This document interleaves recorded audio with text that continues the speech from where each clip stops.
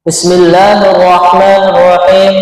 Assalamualaikum warahmatullahi wabarakatuh. Innal hamdalillah nahmaduhu wa nasta'inuhu wa nastaghfiruh wa na'udzu billahi min shururi anfusina wa min sayyiati a'malina. Man yahdihillahu fala mudilla lahu wa man yudlilhu fala hadiya lahu. Asyhadu an la ilaha illallah wa asyhadu anna Muhammadar Rasulullah. Amma ba'd. Tidak ada kalimat yang pantas kita ucapkan, yang pantas kita haturkan kecuali kalimat syukur, yaitu alhamdulillah. Alhamdulillah, kita masih diberikan oleh Allah SWT begitu banyak nikmat. Dan diantaranya adalah nikmat iman, nikmat Islam, nikmat sehat, dan nikmat sempat. Dan dengan nikmat-nikmat itu kita masih bisa berkumpul di masjid ini untuk melaksanakan salat subuh berjamaah dan dilanjutkan dengan pembacaan hadis. Salawat serta salam mari kita curahkan kepada baginda kita, Nabi besar kita Nabi Muhammad sallallahu alaihi wasallam yang telah membawa kita dari zaman jahiliyah menuju zaman Islamiyah. Para jamaah Masjid Darul Abrar yang insyaallah dimuliakan oleh Allah Subhanahu wa taala, perkenankanlah kami akan membacakan seuntai hadis dari Rasulullah sallallahu alaihi wasallam yang bertemakan kunci kehidupan adalah sabar dan syukur. Dari Abu Yahya Suhaib bin Sinan radhiyallahu anhu, ia berkata, Rasulullah sallallahu alaihi wasallam bersabda, "Ajaban li amril mu'min, inna amrahu kullahu khairun wa laysa dzaka li ahadin illa lil mu'min in asabathu sarrahu syakara fakana khairan lahu wa in asabathu dharrahu sabara fakana khairan lahu." Sungguh menakjubkan urusan seorang mukmin, sungguh semua urusannya adalah baik, dan yang demikian itu tidak dimiliki oleh siapapun kecuali oleh orang mukmin, yaitu jika ia mendapatkan kegembiraan ia bersyukur dan itu suatu kebaikan baginya, dan jika ia mendapatkan kesusahan atau musibah ia bersabar dan itu pun suatu kebaikan baginya. Hadis riwayat Muslim nomor 2999 dan Ibnu Hibban nomor 2885. Hadis yang agung di atas menunjukkan betapa besar keutamaan bersyukur di saat senang dan bersabar di saat susah. Bahkan kedua sifat inilah yang merupakan penyempurna keimanan seorang hamba. Abdullah bin Mas'ud radhiyallahu anhu berkata, iman itu terbagi menjadi dua.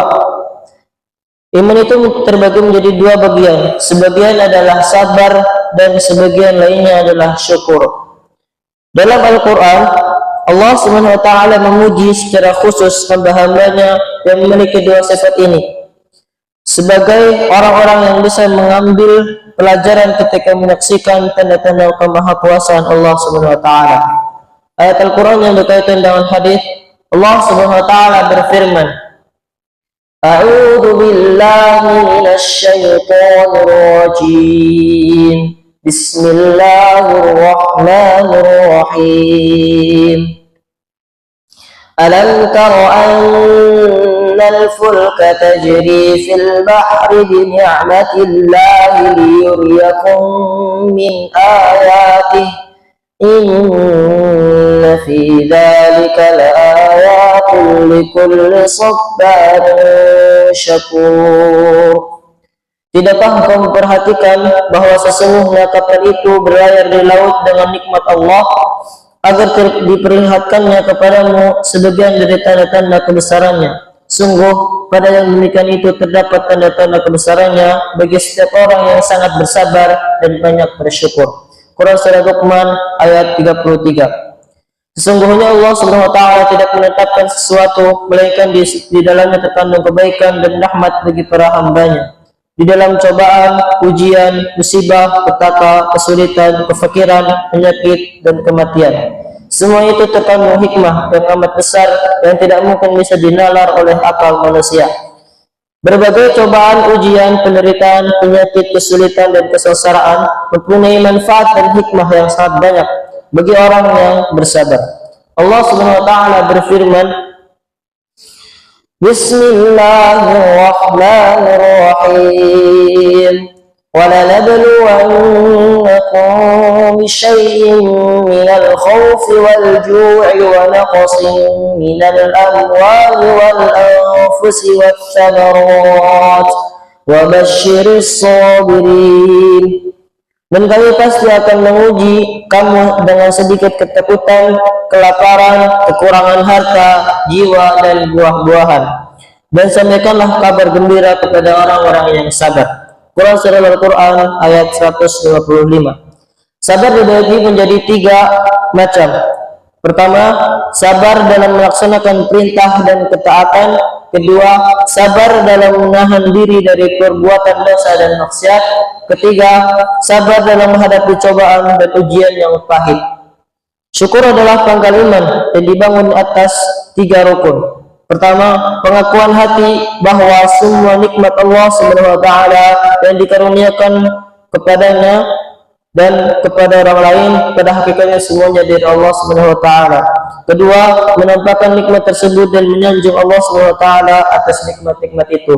Ketiga, menggunakan nikmat itu untuk taat kepada Allah SWT dan beribadah dengan benar-benar hanya kepadanya.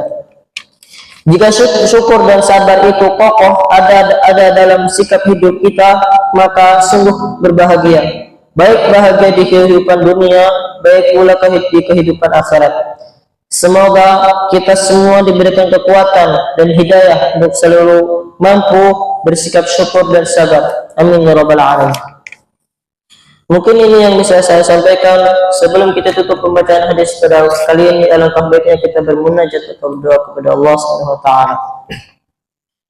Bismillahirrahmanirrahim. Alhamdulillahirabbil alamin. Hamdan yuwafi ni'amahu wa yukafi'u mazidah. Ya Rabbana lakal hamdu wa lakal syukru kama yanbaghi li jalali wajhikal karim wa 'azimi sultanik. Allahumma salli wa sallim ala sayyidina Muhammadin wa ala ali sayyidina Muhammadin.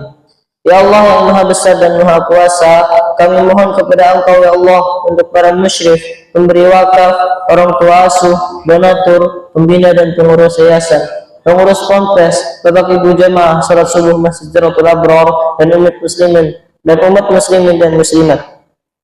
Diampuni dosa-dosanya, dosa besar, dosa kecil, disengaja ataupun tidak disengaja. Diberi hidayah agar dapat melaksanakan semua perintah-Mu dan meninggalkan semua larangan-Mu. Diberi kesehatan agar bisa istiqomah dalam melaksanakan ibadah baik yang wajib maupun yang sunnah.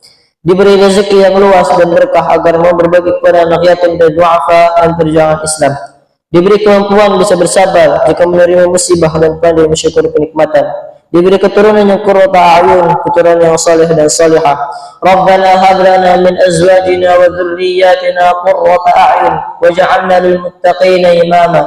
Rabbana atina fid dunya hasanah wa fil akhirati hasanah wa qina 'adzaban nar. Subhana rabbika rabbil izzati 'amma yasifun wa salamun 'alal mursalin walhamdulillahi rabbil alamin. Sekian dari saya, wassalamu alaikum warahmatullahi wabarakatuh.